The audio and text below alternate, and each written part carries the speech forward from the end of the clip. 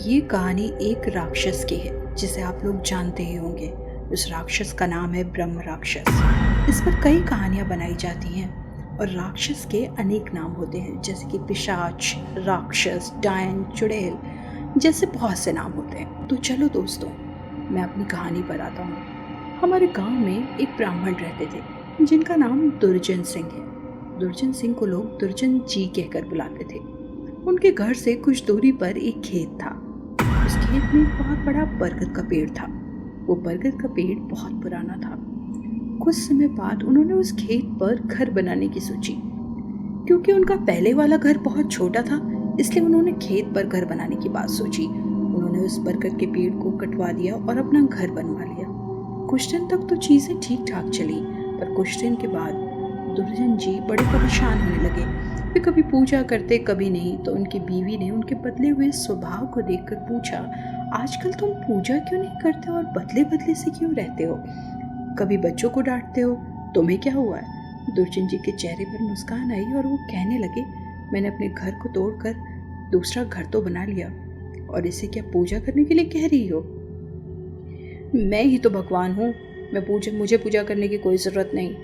वो भी दांत मांजते, कभी बड़े प्यार से बोलते, कभी आंख लाल, कभी सही हो जाते। उनकी बीवी को शक हो गया था कि ज़रूर किसी का साया है।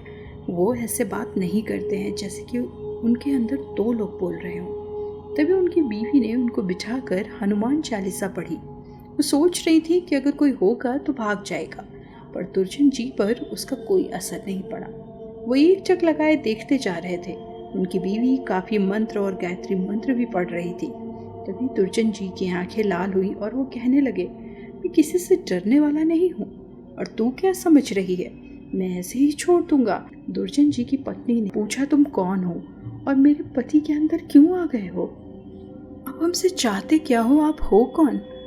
तब उसने कहा कि अगर आप अपना भला चाहती हैं तो बरगद के पेड़ को लगाएं, जितना भी हो सके पेड़ लगाओ।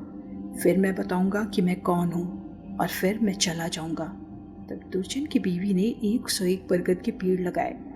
एक दिन जब उसकी पत्नी ने देखा कि आज दुर्जन जी सुबह उठकर पूजा पाठ कर रहे हैं, तब दुर्जन जी के अंदर जो साया था उसने बोला, मैं तुम्हारे पति को आज छोड़कर जा रहा हूँ। तुम सदा सुखी रहो, तुम्हारे आचार विचार अच्छे हैं। मैं ब्रह्म राक्षस हूँ। मैं वैसे किसी को नहीं छोड़ता और ना ही किसी से डरता हूँ। तुम्हारे पति ने मेरे बरगद के पेड़ को काट दिया था, जिस पर मैं हजारों साल से रह रहा था, तो मुझे गुस्सा आया, पर मैं तुम्हारी अच्छाई के कारण इन्हें छोड़कर जा रहा हूँ।